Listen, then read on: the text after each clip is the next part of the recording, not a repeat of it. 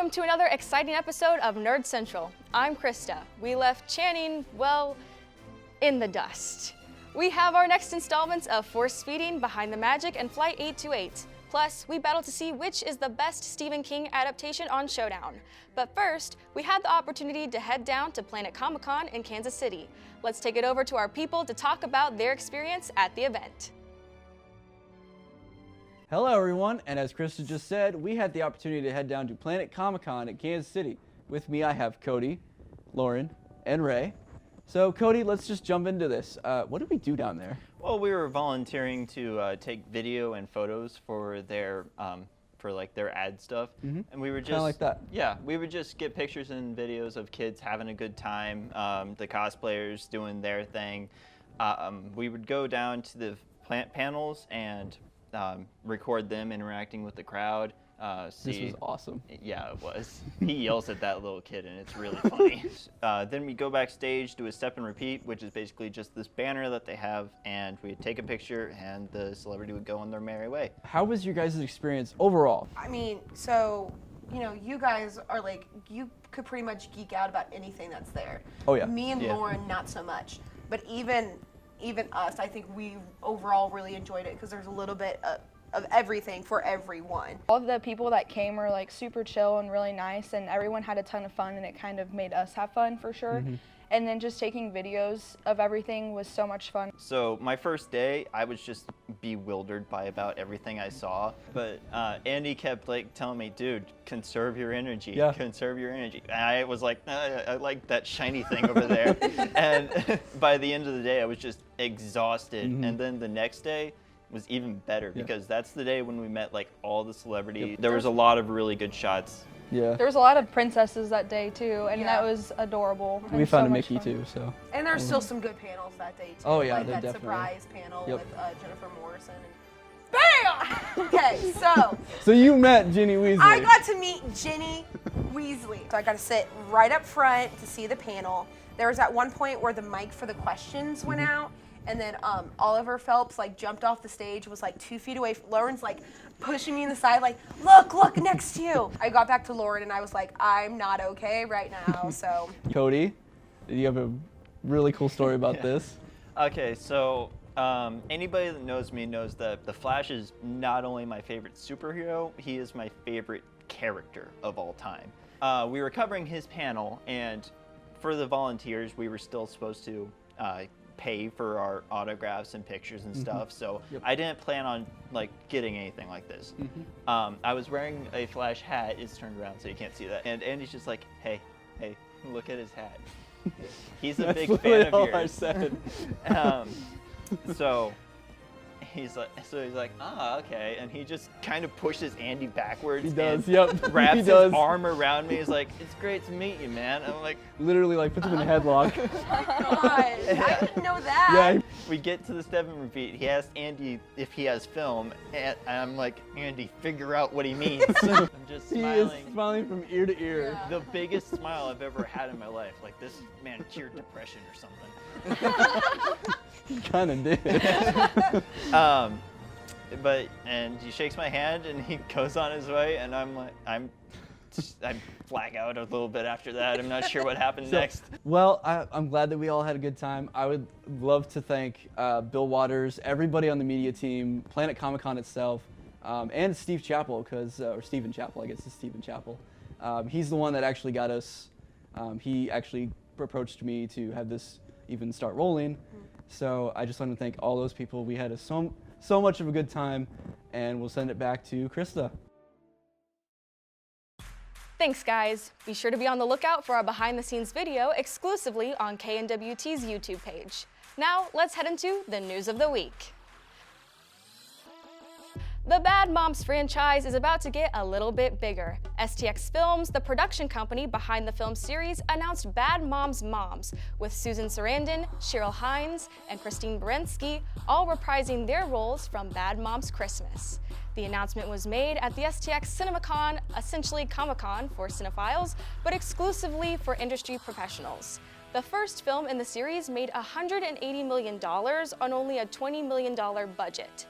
The title implies that Bad Moms' moms will most likely follow the lives of the grandmothers. There was a chance we would be getting a Bad Dads film in the franchise, but that has been put on hold in favor of this film. No news on when they will start production or when it will be released, but when we know, you'll know. Now let's take it to Force Feeding with Cody. Hello there. I'm Cody Nance, and I love Star Wars. But not all have seen the Star Wars, so I will be reviewing and ranking every film. Whether you like it or not, this is Force Feeding. The year was 2015. Everything once considered nerdy was finally becoming popular in the mainstream. But there was still one franchise that needed to bridge that gap: Star Wars. Boy was I pleased when me and my 5 best friends arrived opening night of The Force Awakens to a theater that then proceeded to be sold out for 5 days. People who had never even seen Star Wars were there and absolutely thrilled about it. Star Wars had finally drawn in everyone. It's been 30 years since the original trilogy, and our homeboy Luke Skywalker has gone missing. The newly formed First Order and Resistance are on a mission to find the map that leads to him first. We meet a stormtrooper named Finn who doesn't like to murder people, and frees our new Han Solo, Poe Dameron. They crash land on not Tatooine, and that's where we meet a seemingly insignificant girl named Rey. But turns out, she's pretty significant indeed. Oh, and this is the new Darth Vader.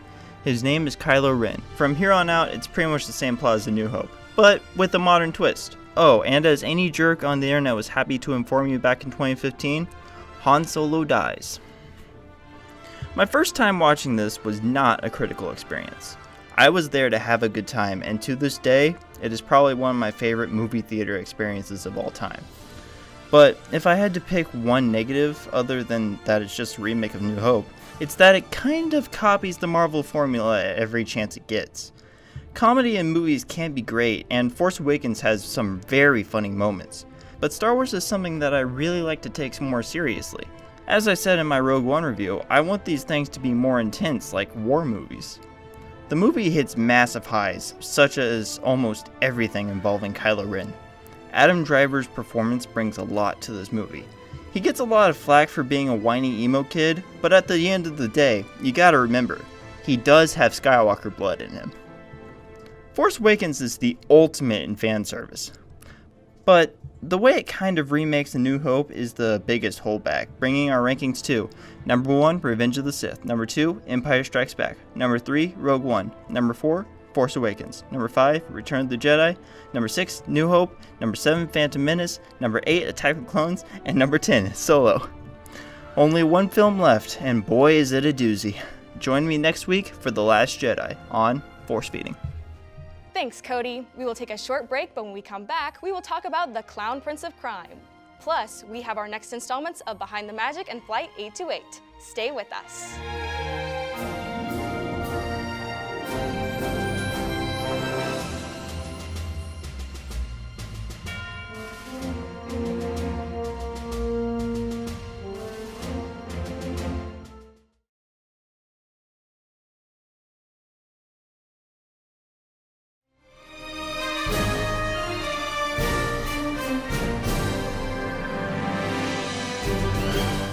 Welcome back to Nerd Central. Let's talk about some television news. Netflix's Umbrella Academy will be returning for a second season.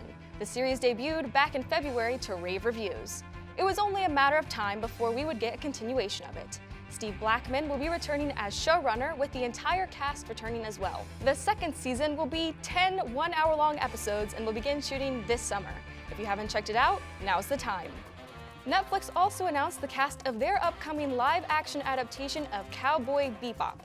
John Cho, best known for his role of Sulu in the J.J. Abrams rebooted Star Trek films, will take on the role of Spike Spiegel, a bounty hunter who travels across the galaxy tracking down the most dangerous bounties with his partner Jet. Mustafa Shakir, Daniela Pineda, and Alex Hassel round out the main cast. The series will debut hopefully sometime next year. Now let's take it to Behind the Magic with Ray.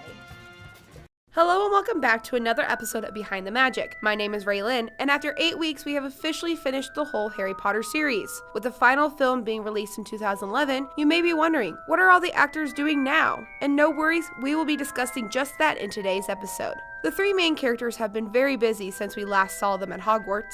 Daniel Radcliffe has gone on to do work on stage, in film, and on TV. He was center stage for Equius. He was on the big screen again with Victor Frankenstein and Now You See Me Too, and one of his most recent works is on the TBS show Miracle Workers, where he plays an angel for Heaven Incorporated answering prayers. I'm Craig. Welcome to Answered Prayers. You have arrived just in time.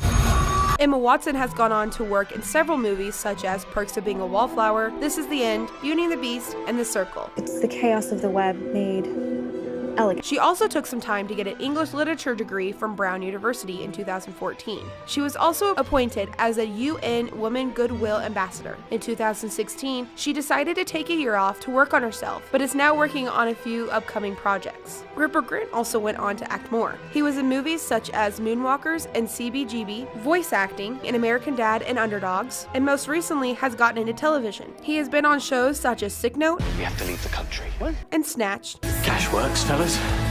with more projects airing soon. Some of the other Weasley siblings, Bonnie Wright as Ginny Weasley, James and Oliver Phelps as Fred and George Weasley, have gone on to do more acting. Wright has actually gone to college at the London College of Communication for Film and TV Production Management. She has directed several films that include Separate We Come, Separate We Go, and Medusa's Ankle. And most recently, Wright was at Planet Comicon in Kansas City, where I had the pleasure of meeting her and then seeing her on the panel with the Phelps twins. The Phelps twins have gone on to do a few acting roles here and there, but really took the time to work on their golf game. As for the other actors from the films, you can see Tom Felton in Origins on the YouTube Premium, It's not just another world. It's a blank slate. David Thewlis as the Shame Wizard in Big Mouth on Netflix, Tell me, how do you think humankind would look on repentance of your every lurid sin? Maggie Smith in Sherlock Gnomes, We can't let anyone hear this, but they're going to smash us all tomorrow night. Smashed? This guy said we're all going to be smashed tomorrow. and Julie Walters in Mary Poppins Returns and Mamma Mia, Here We Go Again. One night I was taking a walk along the river when I saw him together with a young girl.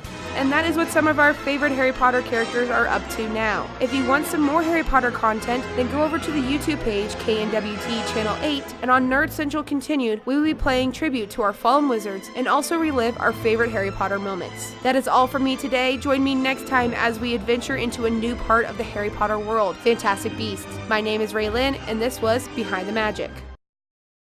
Thanks, Ray. Let's talk about the news coming out of both DC and Marvel. Let's start with DC.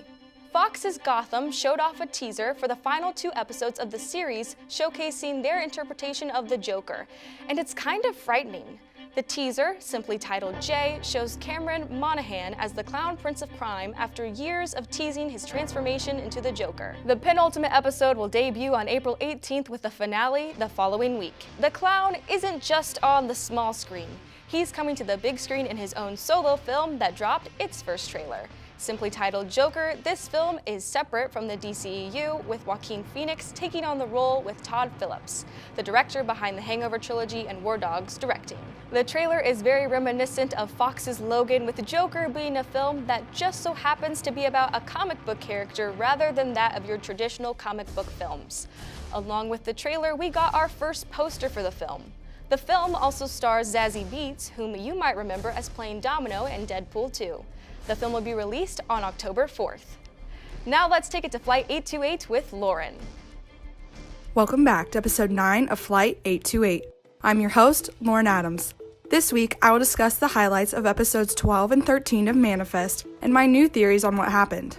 Episode 12 begins with the Stone family looking for Cal. Autumn gives back Cal's drawing that she stole.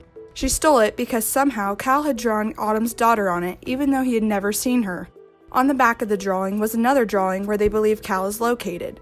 Ben and Grace find Cal at the exact place he drew. Zeke, the owner of the cabin, comes in and passes out. Later, we find out that Zeke thought he had only been gone for 2 weeks, but Ben and Michaela reveal to him that he had actually been gone a whole year. At the end of the episode, we get a clip of the Major, but no other information on her. Episode 13 begins back at the cabin. They ask Zeke to have his blood tested by Sonvi. She finds that he has the same blood marker that the passengers have. Olive confirms my peacock theory by explaining to Ben that they symbolize immortality, and we learn that they also represent resurrection. Zeke and Michaela have a calling together, which makes them decide to go back to the cave that Zeke disappeared in. While they are there and walking around, they have another calling, but this time with lightning. Then they see a carving outside the cave, and it's 2 people holding hands. At that exact moment, Zeke and Michaela are holding hands and lightning strikes above them. My theory is still that the lightning caused everyone to disappear. It not only made the flight disappear, but it also made Captain Daly, Fiona, and Zeke disappear. It could have just made Zeke and Michaela disappear, but the end of episode 13 leaves us hanging. The lightning also appears to make people travel in time, just like how the passengers went forward 5 years and Zeke went forward 1 year. Another theory is that Cal is still very important to solving the mystery of Flight 828. He not only led himself to the cabin where Zeke was, but his drawings are actually true and very helpful. I believe the Stone family needs to pay more attention to him and his drawings to figure out this mystery. My other theory is that there are other people out there that have been transported through time besides the 3 instances already shown on the show. I believe this because of the carving on the outside of the cave. There had to have been someone who already traveled through time because of the lightning and drew that. Who else would have known that they would be walking right by there holding hands? Maybe the callings are trying to connect all the people who have been affected by the lightning. Then once they are connected, they can take down the Major and use their connected mind powers for good. The only issue now is time. The passengers need to find the other affected people before the Major does, or they all could be kidnapped to be experimented on again. Join me next week as I explore episodes 14 and 15 and new theories. I'm Lauren, and this has been Flight 828. Thanks, Lauren. Now let's talk about Marvel. We have known for some time that the MCU was developing a solo Black Widow film with Scarlett Johansson again in the lead role, and they are rounding out the cast. Rachel Weisz and David Arbor are joining the cast, both in unknown roles. You might recognize those names as Weisz starred alongside Brendan Fraser in 2 of the 3 Mummy movies in the 2000s, but more recently, she was in The Favorite, a role that got her a nomination at this year's Oscars. Arbor, on the other hand, can be seen playing Jim Hopper in Netflix's Stranger Things, but will next be seen playing the title character in the Hellboy reboot out this Friday. According to reports, the film is scheduled to start filming in June, with it being released in theaters sometime in 2020. That's going to do it from me. You can watch all of our previous episodes on the KNWT YouTube page. You can also follow KNWT on Facebook, Twitter, and Instagram, and follow Nerd Central at nerd_central_TV. What is the best Stephen King adaptation? Let's kick it over to Devin Van Zant for Nerd Showdown to find out. Thanks, Krista. Hello, everyone, and welcome to Nerd Showdown, the part of Nerd Central where we battle it out on a particular topic we have no business debating. I'm your host, Devin Van Zant, and with the release of Pet Sematary, we ask the question, what is the best Stephen King adaptation? Keep in mind, our fighters will be diving deep into their respective films, so this is your spoiler warning. Let's meet our fighters. First, I have creator of Taking a Bite, Katie Hall. Katie, what film have you chosen to defend? I chose it. And I have Nerd Showdown's Game Master, James Christensen. James, which film have you chosen? I chose The Mist. Well, when we come back, the showdown will commence.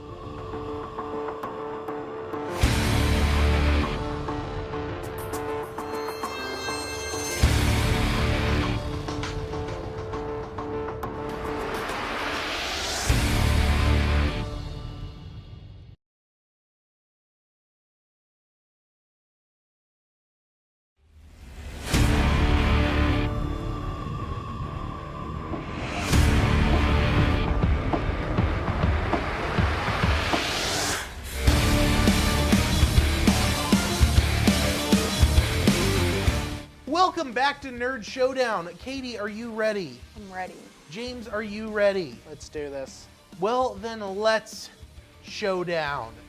Katie, why don't you start us off? Why do you think it is the best Stephen King film? So to start off, the main people in this cast were children. So to think of how much work all these kids put into this film is what's really crazy. It wasn't just adults coming in, making a character, it was kids. And on top of that, with kids, they had to take on a role that is really hard because they were victims of bullies. So they had to come together, and I think a lot of people loved that you could see a cast come together and get kind of make something out of a bad situation. And also with that being them being child actors, the one adult, Bill, he was talking in an interview, and he said that one of the child actors literally gave him notes on how to be scarier. So I think that that's really cool and really shows the interest of the kids. James, why do you think The Mist is the best adaptation? Well, first of all, it has amazing actors in it like Andre Braugher, Marcia Gay Harden, and Melissa McBride. So it's a lot of high caliber actors that were in this film, especially early on when they weren't as well-known actors, because a lot of the people in this cast did eventually go on to star in The Walking Dead and become more mainstream recognition actors. That's partially because Frank Darabont, the guy that directs The Walking Dead, also directed this film. And this was actually his third Stephen King adaptation, previously doing Shawshank Redemption and The Green Mile. So Frank Darabont had already had experience doing Stephen King adaptations. Another thing I want to mention is the creatures that are used in this film. They use a variety of CGI, motion capture, as well as some practical effects. Like that tentacle right there, that was a practical effect that they used in the film. So they used a wide variety of special effects, which were just really cool. And while there isn't very many children actors in this film, there is one child actor that plays the main kid in the film. He does an excellent job. He communicates how scared he is and that sort of thing throughout the film. Literally missed. Like we go through, we have missed every day, and it's not something I really have to run from. Also, 2 hours and 6 minutes of the movie, you were waiting 2 hours for that one good part of the movie. People were so bored up until the last 6 minutes, which wasn't even a good ending anyway, because if he would have waited literally probably 60 seconds, he would have had not only his kid, but 3 other people who were with him the whole time. And that's another thing, is people focused not on his loss, like he literally killed his own child. They focused on if he would have waited, then his kid would still be alive. So I think that that's something that's a lot of people focus on instead of the actual loss. A lack of well-known actors, aside from Bill Skarsgård and Finn Wolfhard, I didn't recognize anybody else from the film, so it made it difficult to actually want to go see this film, because it's like, I don't know anybody in this film personally from other films. It's like, why should I go watch this? Another thing, shout out to Bill Skarsgård, he did an amazing job, but in all reality, Tim Curry is the best Pennywise, we know this. So in terms of like a true literal adaptation of the literature, this version of it didn't meet that bar because it added elements that weren't there. And overall, it left me feeling like I wanted to go watch the 90s miniseries more than this. I think that it was great that all of these child actors were new to the scene. It kind of made people more interested and made them think, what can these child actors do that the others that are already out there can't? Also, to not necessarily special effects, but the makeup on this movie was fantastic. I mean, people were trying to do challenges to look like the new Pennywise for years, like up until now, still on Halloween, they'll still do it. It has well-developed characters that you actually feel a sense of attachment to, that you actually want to see survive. It has excellent character development, and the use of some mainstream actors made this film more marketable to me, in a sense. When I was looking for Stephen King films, it's like, this is one of the first ones that popped up because of the caliber of actors that were in this film. That's gonna do it for this week's Showdown. This week, we had a pretty close argument, but I think I'm gonna have to side with James on this one. Each week, we have a Twitter poll regarding the topic at hand, and our producer, Andy, has been keeping an eye on it. Andy, what did the fans vote? Well, in a vote of 14-5, they went with It. Woo! We have a tie. Oh, it's a tiebreaker. Yep. So I was listening to both arguments, and yes, it was very close, but I've got to go with It. Nice job. Hey. You can head to Nerd Central's Twitter to vote for next week's poll. Nerdmageddon is coming up next. We'll see you next week on Nerd Central.